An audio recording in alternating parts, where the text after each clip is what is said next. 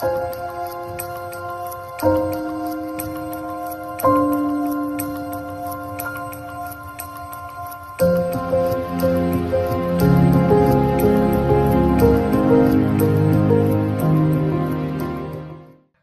కొన్నిసార్లు మన జీవితాల్లో కూడా చీకట్లో మనం జీవిస్తూ కూడా ఇలాగూ అలవాటుగా మనకు పండగ, కొత్త బట్టలు, పిండి వంటలు, ఇంటికి రంగులు, ఇంకేదో రకరకాలు చేస్తే నీ హృదయంలో సంతోషం లేకుండా ఎన్ని కొత్త బట్టలు వేసుకున్నా, ఎంత అలంకరించుకున్నా, ఎన్ని అడావుడు నువ్వు చేసినా ఆ పండగ దండగే. లోపల ఏముండాలి మొదట చెప్పండి? మనసులో సంతోషం లేకోకుండా ఎన్ని క్రిస్మస్లు వస్తే ఏంటండి? కొంతమంది చక్కగా డెకరేట్ చేసుకుంటారు, ఇల్లంతా బాగా డెకరేట్ చేసుకుంటారు, ఎంతో డెకరేషన్ చేసుకుంటారు, కానీ ఇంట్లో సమాధానం లేకోకుండా డిఎల్ మూడి గారు అన్నారు, ఆయన ఇంట్లోనేమో వారంట, ఇంటి పైనేమో బారంట. అంటే ఏంటి? ఇంట్లోనేమో పండగ రోజున కూడా లోపల వారే, కానీ పైకి చెప్పుకుంటాక మాత్రం ఏదో ఏదో అడావుడిగా. ఒకటి, మనం ఎప్పుడు కూడా ఎలా ఉండాలి తెలుసా? సమాధానకర్త అయిన దేవుడు మన హృదయంలో జన్మించాలి. ఎక్కడ జన్మించాలా? మన హృదయంలో ఆయన జన్మించాలండి. లివింగ్స్టన్ గారని ఒక ఆయన గొప్ప దైవజనుడు ఉండేవాడు. ఆ లివింగ్స్టన్ గారికి ఆయనకి 2 కుమారులు ఉండేవాళ్ళు. ఒక ఆయన పేరు జాన్, ఇంకొక ఆయన పేరు డేవిడ్. చివర వాళ్ళకి తండ్రి పేర్లు కాబట్టి జాన్ లివింగ్స్టన్ అని, డేవిడ్ లివింగ్స్టన్ అని పేర్లు వాళ్ళకు ఉన్నాయి. జాన్ అనే వ్యక్తికి ఏంటంటే ఆయన మంచి వ్యాపార రీత్యా బాగా డబ్బు సంపాదించాలా, నేను ఊర్లో మంచి టాప్ పొజిషన్లో ఉండాలని ఆయన యాంబిషన్ అయింది. కానీ డేవిడ్ లివింగ్స్టన్ యొక్క యాంబిషన్ ఏంటంటే నేను దేవుని యొక్క సేవ చేయాలా, దేవుని పరిచయలోకి వెళ్ళాలా, దేవుని చిత్తానుసారంగా దేవుడు నన్ను ఎక్కడ నడిపిస్తాడో, ఏ ప్రాంతానికి వెళ్ళమంటాడో నేను ఆయన చిత్తానికి లోబడాలి, ఆయన నక్షత్రాలని ఉండాలని ఆయన మనస్సు అలా ఉండేది. ఈ జాన్ లివింగ్స్టన్ అనే వ్యక్తి మంచి వ్యాపారం చేశాడు, బాగా సంపాదించాడు, మంచి పేరు ప్రఖ్యాతులు సంపాదించుకున్నారు. కానీ ఈ డేవిడ్ లివింగ్స్టన్ ఆయన వ్యక్తి మాత్రం దేవుడు చెప్పినట్లుగా ఆఫ్రికా ఖండం, అంటే చీకటి ఖండంగా పిలువబడుతున్న ఆ ప్రాంతానికి వెళ్ళి దేవుని యొక్క గొప్ప పరిచర్య జరిగించి, తన శరీరములో ఎన్ని బాధలు వచ్చినా, సింహం వచ్చి గూడులాగేసిన, అలాగే కంట్లో ముళ్ళు గుచ్చుకున్న, కాళ్ళలో ముళ్ళు గుచ్చుకున్న, దేవుని సేవ మాత్రము, దేవుని పరిచర్య కోసం నేను నిలబడాలని ఎన్ని కష్టాలు వచ్చినా, ఎన్ని బాధలు వచ్చినా తను దేవుని యొక్క సేవలోనే ఉండాలన్న నిర్ణయం తీసుకుని ఆ చీకటి ఖండంగా పిలువబడుతున్న ఆ ప్రాంతంలో గొప్ప పరిచర్య అయినా జరిగించాడు.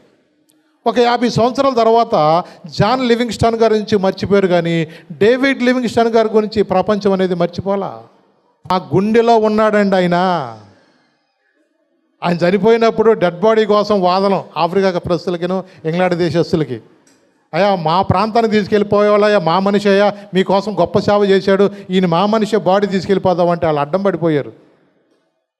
ఆఖరికి ఒక మధ్య రాజీ చేసి వాళ్ళకి ఆ గుండెని మాత్రం మాకు ఇచ్చేయండి అయ్యా, డెడ్ బాడీ మాత్రం మీరు తీసుకెళ్ళిపోండి అని చెప్పేసి డేవిడ్ లివింగ్స్టన్ గారి యొక్క గుండెని మాత్రం మా ప్రాంతంలో మేము దాచుకుంటాము, ఎందుకంటే ఆయన గుండె నిండా మేమే ఉన్నామయ్యా. ఆయన మనసు ఎప్పుడు కూడా ఈ చీకటి ఖండంలో అసలుకి నాగరికత అంటూ తెలియని నరమాంస పక్షులు మధ్య ఆయన సేవ చేసి, అసలుకి చీకట్లో నడుస్తున్న జనులు గొప్ప వెలుగును చూస్తారంటారే, మా వెలుగుగా మా ముందు ఒక నక్షత్రం వలె యేసుప్రభు అంటూ తెలియని మాకు ఆయన నక్షత్రంగా మాకు ఆయన మా ముందు వెళ్ళారయ్యా. ఆయన చూసిన మా జీవితంలో మా చీకటి బ్రతుకులు మారి ఈ రోజున మేము లక్షలాది కొలది ప్రజలుగా మేము దేవుని ఆరాధిస్తున్నామంటే, ఈ రోజున మేము ఇలాంటి సంతోషము, ఇలాంటి సమాధానం మేము పొందుకున్నామంటే మా మధ్య ఆయన ఒక నక్షత్రం వల్లే మా ముందు ఆయన నడిచాడు. ఆయన గుండెను మాత్రం మా ప్రాంతంలో మేము బర్రెలు చేసుకుంటాము, మిగతా డెడ్ బాడీని మీరు తీసుకువెళ్ళండి అయ్యా అన్నారు. అంటే చూడండి, కొన్నిసార్లు మనుషులు ఈ లోకంలో మనము దేవుని కొరకు ఏమి చేసాము, ఎంతకాలం బతికామని ముఖ్యం కాదు. ఇప్పుడు ఏదైనా సరే క్వాంటిటీ కాదు కానీ క్వాలిటీ ముఖ్యం అంటారు కదా. అలాగే మనం ఏదైనా సరే క్వాలిటీకే ఇష్టపడతారు ఎవరైనా సరే. అలాగే చూడండి, దేవుని కొరకు దేవుని వారికి ఇచ్చిన అవకాశాన్ని బట్టి వారి పరిచర్యలో నిజంగా దేవుని కొరకు మనం ఎంతకాలం నిలబడి, మనుషులు సమాజంలో అనేవాళ్ళు రకరకాలుగా మాట్లాడతారు. మరి యేసు ప్రభు రోజున సమరయ ప్రాంతానికి వెళుతుంటే ఆ ప్రాంతంలో సమరయ స్త్రీ అని గురించి మనం వాక్యం వింటాం. మీరు యోహాను సువార్త 4వ అధ్యాయంలోకి వెళితే ఆ ప్రాంతంలో యాకోబు బావి దగ్గరికి వచ్చి ఎందుకు నుంచున్నాడు ఆయన? మనుషులు ఏమనుకుంటున్నారు, ఈయన సంగతి ఈయన తెలియదా, ఈయనకి అంతరంగాలు తెలుసు కదా, ఎవరి గురించి అయినా ఇట్టే పెట్టేస్తారు కదా.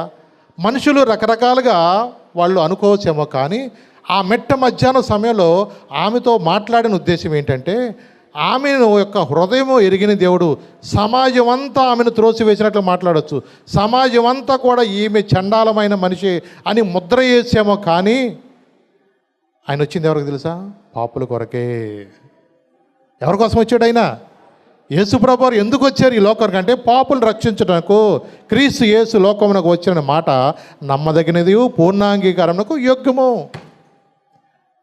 ఆయన వచ్చింది ఎవరికో మంచి మంచి వాళ్ళ కోసం కదండి. ఆరోగ్యం గల వారికి వైద్యుడు అక్కర్లేదు, రోగుల కొరకే వైద్యుడు. అలాగే ఈ లోకంలో నేను మంచోడిని అనుకుంటే నీకు యేసుప్రభు అవసరం. ఇప్పుడు నేను మంచోడిని అనుకునే అంత మాత్రాన మనకైనా పరలోకం దేవుడిస్తాడా? వాక్యం ఏం చెప్తుంది తెలుసా? నీతిమంతుడు లేడు, ఒక్కడు లేడు. మనందరం కూడా ఏదో ఒక పొరపాటు చేసిన వాళ్ళమే. జీవమగల దేవుని బిడ్డలుగా మనం ఎప్పుడు కూడా ఆయనను చూపించే నక్షత్రం వలె మనము ఉండాలి. నిన్ను చూసినప్పుడు, నన్ను చూసినప్పుడు అనేక మందికి మన మాట తీరు కానీ, మన వస్త్రధారణ కానీ, మన యొక్క ప్రతి బిహేవియర్ ప్రతి ఒక్కరు గమనిస్తారు. నిజమే. కూర్చునే విధానాన్ని బట్టి కూడా మనుషులు నీ గురించి అవగాహన కలిగి ఉంటారు. ఎందుకంటే సైకాలజీ అనే ఒక శాస్త్రం ఉంటుంది. దాన్ని బట్టి మనిషి యొక్క బిహేవియర్ని బట్టి కానీ, మనిషి యొక్క చూపులు బట్టి కానీ, మనిషి యొక్క నడకను బట్టి కానీ వాడి చాలా వరకు అర్థమైపోతూ ఉంటుంది. ఇప్పుడు పరీక్ష పాస్ అయినోడు మొహం ఎట్టుంటుందో, తప్పినోడు మొహం ఎట్టుంటుందో ఎలా తెలుస్తుంది?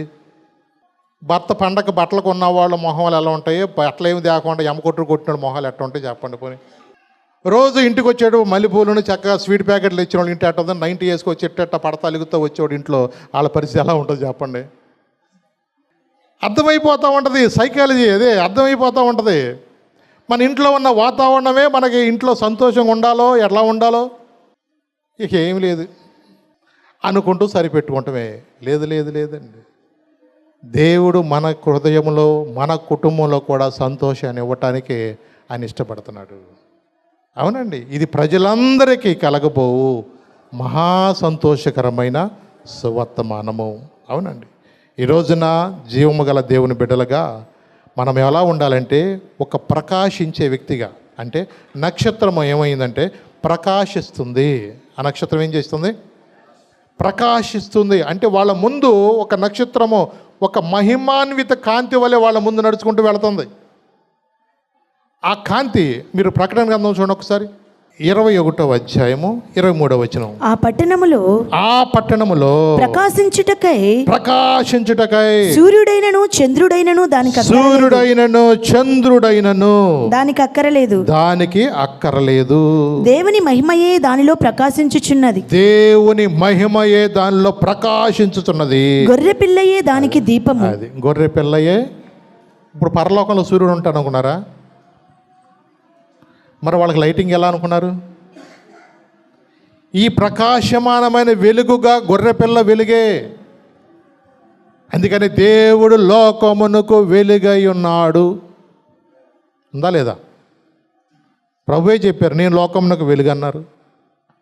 ఆ వెలుగే ఈ రోజున నిన్ను నన్ను వెలిగించేది. మీరు ఎవరి సాక్ష్యాలు విన్నా వాళ్ళు చెప్పేది ఏంటంటే గొప్ప వెలుగు నన్ను దర్శించింది అంటారు.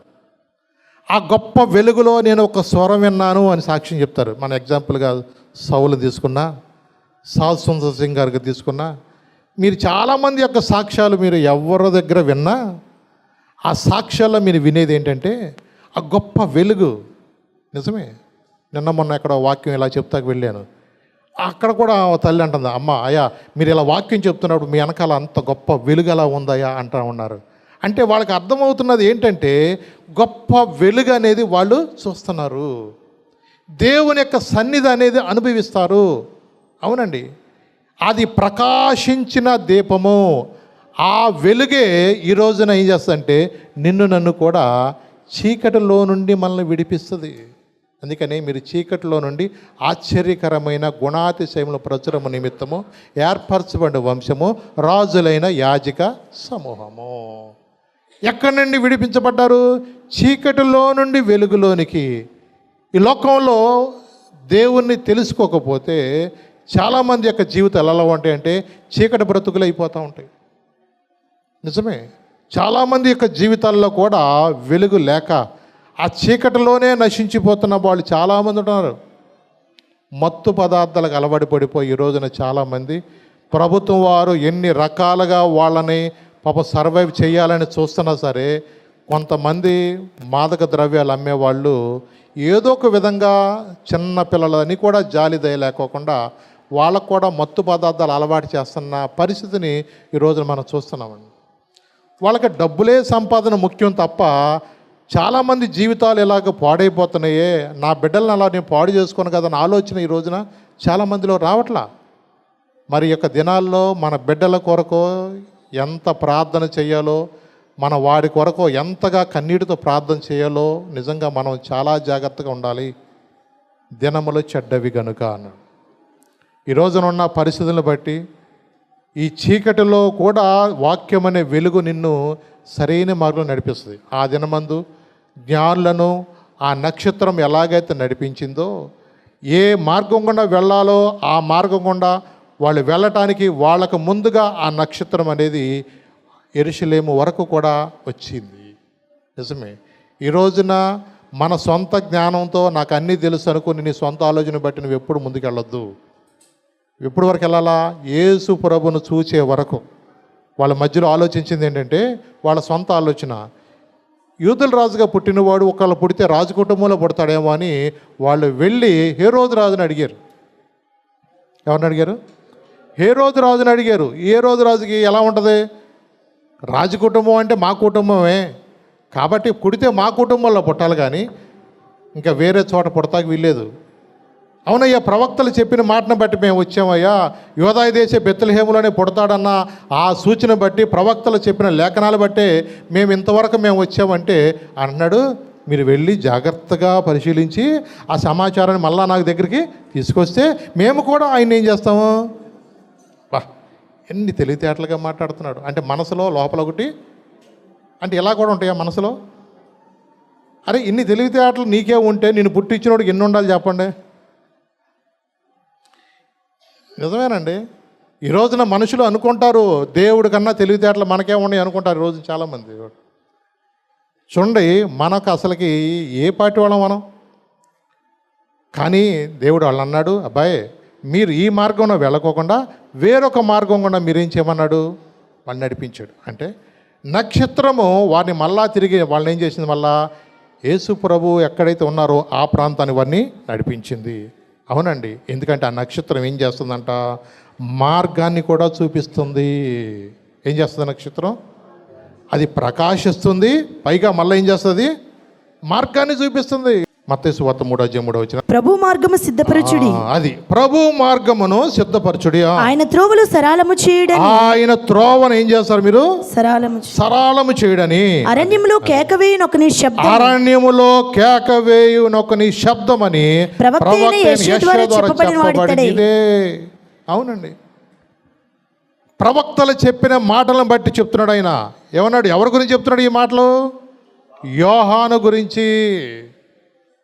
యెషయా భక్తుడు కూడా చెప్తున్నాడు, అబ్బాయి ప్రభు మార్గంలో సిద్ధపరచండి, ఆయన త్రోవను సరళం చేయడని, అరణ్యములో కేక వేయబడిన ఒక శబ్దం గురించి యెషయా భక్తుడు ముందుగానే ప్రవచించాడు. ఈయన ఎవరి మార్గాన్ని సరళం చేస్తున్నాడు? లోక రక్షకుడైన యేసు ప్రభు యొక్క మార్గాన్ని ఏం చేస్తున్నాడు ఈయన? ఇదే త్రోవ, దీనిలోనే మీరు నడవండి.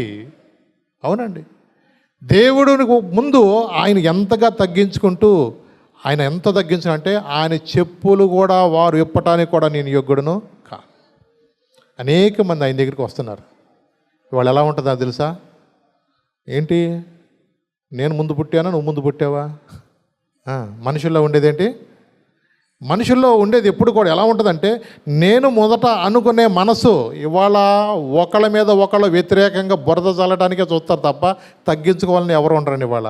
కానీ వాక్యం ఏం చెప్తుంది? తన్ను తాను తగ్గించుకునేవాడు హెచ్చింపబడతానని. యోహాను భక్తుడు బాప్తీసం ఇవ్వడానికి కూడా ఆలోచిస్తే, లేదులే యోహాను ఇప్పటికిలా కానీ అన్నాడు. మళ్ళా మరి అంతకుముందు యోహాను కానీ యాకోబు కానీ వీళ్ళందరూ కూడా యోహాను గారి దగ్గర శిష్యులే. యేసు ప్రభు దగ్గరికి వచ్చినప్పుడు సామాన్యంగా మనకి ఎలా ఉంటుంది తెలుసా? ఏంటి మా సంఘం వాళ్ళని మీరు ఎట్లా లాగుతారు అంటారు. అలా చెప్పండి. అసలుకి నిజమే. రకరకాలుగా మనుషులు అనుకుంటూ ఉంటారు. ఎందుకంటే ఇలాంటి పరిస్థితుల్లో ఈ రోజున మనం చూస్తున్నాం కాబట్టి చెప్తాను. ఆయనలో నిజంగా ఎంత తగ్గింపు అండి అంటే, దేవుడు నిజంగా ఆయన్ని ప్రేమించాడు యోహాను. ఆయన తిండి మీద మనసు లేదు, బట్టల మీద మనసు లేదు, ఏమీ లేదండి. ఒకటే దేవుని మార్గాన్ని ఏం చేస్తాడు ఆయన అంటే, యేసు ప్రభువుకు ముందుగా ఆయన ఏం చేశాడు? ఒక నక్షత్రం వల్ల ఆయన కూడా ఉన్నాడు. ఆయన వద్దకు వచ్చి వాళ్ళందరికీ కూడా సర్ప సంతానమా, రాబో ఉగ్రత గుండి మీకు బుద్ధి చెప్పిన వాడు ఎవడని ముందే వాళ్ళని హెచ్చరించాడండి. అక్కడ రాబో ఉగ్రత గురించి కూడా ఆయన హెచ్చరిస్తున్నాడు. ఎందుకంటే యేసుప్రభు వారు ఈ లోక రక్షకుడుగా రావడం కాదు, మళ్ళా రాబో ఉగ్రతలో కూడా మీరు తప్పించబడాలంటే ఏసే మార్గమని ఆయన గురించి చెప్తున్నాడండి. నిజమే. ఈ రోజున మనం అనుకోవచ్చు, దేవుని బిడ్డలుగా నక్షత్రం వలె ప్రకాశించేవారు ఉంటున్నామా, నక్షత్రం వలె మార్గం చూపించేవారు ఉంటున్నామా? అలాగే నక్షత్రము అనేది మహానందాన్ని కూడా ఇస్తుంది. ఏమిస్తుంది అంటే, ఒక వ్యక్తి నక్షత్రం లాగా బ్రతికితే నిజమైన ఆనందం ఉంటుందండి. నిజమే. అపోస్తుల కార్యాలు 8వ అధ్యాయం 6 నుంచి 8 చూస్తే, సమరయ ప్రాంతంలో ఫిలిప్పు ఆ ప్రాంతంలో ఎంత సంతోషంగా నిజంగా పరిచర్య చేశాడో చూడండి ఒకసారి. జనసమూహములు విని ఫిలిప్పు చేసిన సూచక క్రియలను చూచినందున అతడు చెప్పిన మాటలు యందు ఏకమనసుతో లక్ష్యముంచగా అనేకులను పట్టిన అపవిత్రాత్మలు పెద్ద కేకలు వేసి వారిని వదిలిపోయెను. పక్షవాయువు గలవారును కుంటివారును అనేకులు స్వస్థత పొందిరి.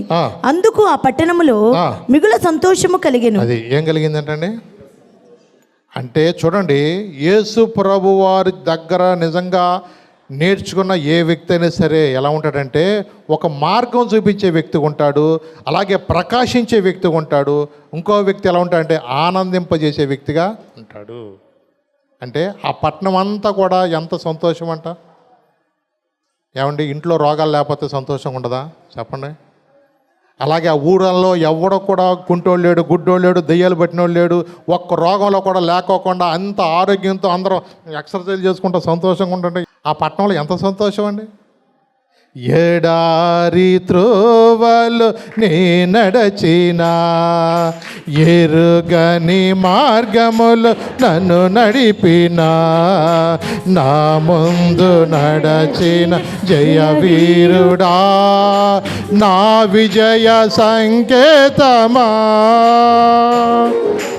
ఎడారి త్రోవల్లో నే నడిచినా, ఎరుగని మార్గములు నన్ను నడిపినా, నా ముందు నడచిన జయ వీరుడా, నా విజయ సంకేతమా.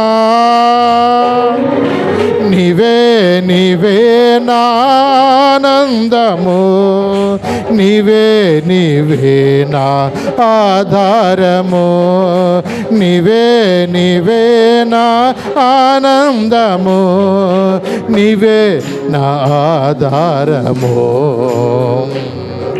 సుమధుర స్వరముల గానాలతో, వేలాది దూతల కళ్ళములతో కొనియాడబడుచున్న నా యేసయ్యా, నీకే నా ఆరాధన. మహానానందమే నాలో పరవశమే, నిన్ను స్తుతించిన ప్రతి క్షణం. మహదానందమే నాలో పరవశమే, నిన్ను స్తుతించిన ప్రతి క్షణం. సుమధుర స్వరముల గానాలతో, వేలాది దూతలతో కొనియాడబడుచున్న నా యేసయ్యా, నీకే నా ఆరాధన. నక్షత్రం ఏం చేస్తుందంటే ప్రకాశిస్తుంది. మార్గాన్ని చూపుతుంది. అలాగే నక్షత్రం ఏం చేస్తాయి? ఆనందాన్ని కూడా మనకు కలిగజేస్తుంది. అవునండి. ఎందుకంటే నువ్వు కష్టం ఉన్నప్పుడు, నువ్వు వేదనలో ఉన్నప్పుడు దేవునికి ఇష్టం ఉండదు. పండగ దినాల్లో కూడా కొన్నిసార్లు కొన్ని కుటుంబాల్లో వేదన, కృంగుబాటు, నిరుత్సాహం, అప్పుల బాధతో ఉండటం కూడా దేవునికి ఇష్టము ఉండదండి. నిజమే.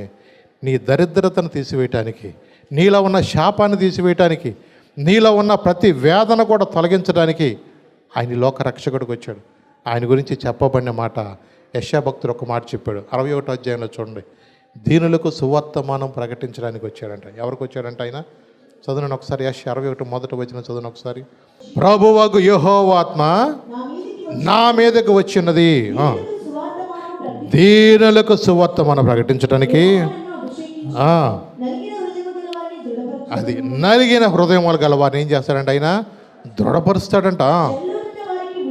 చెరలో ఉన్న వారికి ఏం చేస్తాడు ఆయన? ఏ చెర? అప్పులు. జనాల్ని బాగా కట్టేసింది. అర్థమైందా? 5 రూపాయల వడ్డీ కట్టలేక, 3 రూపాయల వడ్డీ కట్టలేక, ఇక వస్తువులన్నీ కూడా తాకట్లో ఉండటం, ఇలాంటి పరిస్థితుల్లో ఏమీ చేయలేక కొన్నిసార్లు వాళ్ళ జీవితాల్లో కృంగిపోయి ఉంటారు. చెరలో ఉన్న వారికి కూడా ఏమి ఇస్తారంటమ్మా? విడుదల. బంధింపబడిన వారికి చీకటి శక్తులు చాలామందిని త్రాగుడి చేత కట్టివేయబడిన పరిస్థితిలో ఉన్నారు. ఇవాళ చాలామంది కూడా ఖైనీలు కట్టివేయబడి ఉన్నారు. చాలామంది కూడా ఇవాళ పేకాట కట్టివేయబడినారు. చాలామంది ఇవాళ కోడి పందాలకి రెడీగా ఉన్నారు. కొక్కొక్కొక్కొక్క అని పొద్దున్నే ఆ స్వరం అనేది వినపడపోతే మనోడికి నిద్ర పట్టదు. చాలామందిలో ఎలా ఉంటుందంటే, కోడి పుంజే తానే కోడి పుంజు అన్నట్టుగా కోడి పుంజే సర్వస్వం అనుకున్న బతికేవాళ్ళు చాలామంది ఉన్నారు. జీడిపప్పు ఈడేనాడు తినడేమో కానీ పెళ్ళిలోకి వెళ్తే తింటాడో కదప్ప, ఇంట్లో ఏనాడు తినడు. దానికి మాత్రం పిస్తా వేస్తాడు, జీడిపప్పు వేస్తాడు, దానికి రకరకాలైన ఫుడ్ తీసుకొచ్చి పెడతా ఉంటాడు. నిజమే. సల్లో ఈడేనాడు స్నానం చేయిపోయిన దానికోసం సల్లో వెళ్ళి స్నానం చేపిస్తాడు. దేనికి? ఈడేనాడు సబ్బు కూడా రద్దుకోడు, కానీ దానికి మాత్రం ఏం చేస్తారు? నీళ్ళలో తీసుకెళ్ళి ఈత కూడా నేర్పిస్తారు. నిజమే. అంత ట్రైనింగ్ కూడా ఇస్తున్నారు ఇవాళ. అంటే వాళ్ళ మనసంతా చూడండి ఎలా ఉంది వాళ్ళకి. అంటే వాళ్ళకి అనుకుంటున్నాడు ఈ రోజున చాలామంది కూడా బంధించబడిపోయి ఉన్నారు ఇవాళ. అందుకనే వేకు చుక్క, యేసుప్రభుని గురించి కూడా చెప్పబడింది. ఆయన వేకు చుక్క వలె ఉన్నాడని, ఆయన ఒక నక్షత్రము వలె. నిజమే.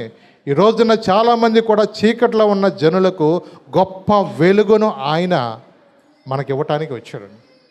అందుకని ఎవరైతే ఈ రోజున ఆయన నక్షత్రం వలె బ్రతుకుతారో, అంటే ఆయన చూపించే వ్యక్తిగా ఎవరైతే ఉండాలని ఇష్టపడుతున్నారో, దేవుడు నిజంగా వారిని ఎంతగా లేవనెత్తాడంటే వారు అనుకోవచ్చు ఏదో ఈ భూలోకంలోనే కొంతకాలం మెరుస్తుంది అనుకుంటారేమో.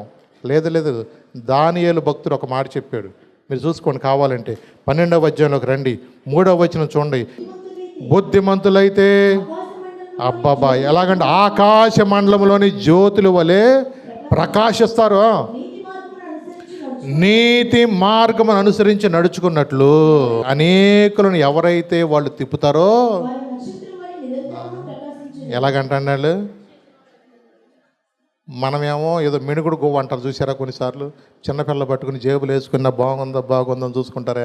ఆ మినుగుడు గోవులాగా ఉండటానికి కాదండి. ఆ నక్షత్రం అనేది ఎలాగైతే ప్రకాశిస్తుందో.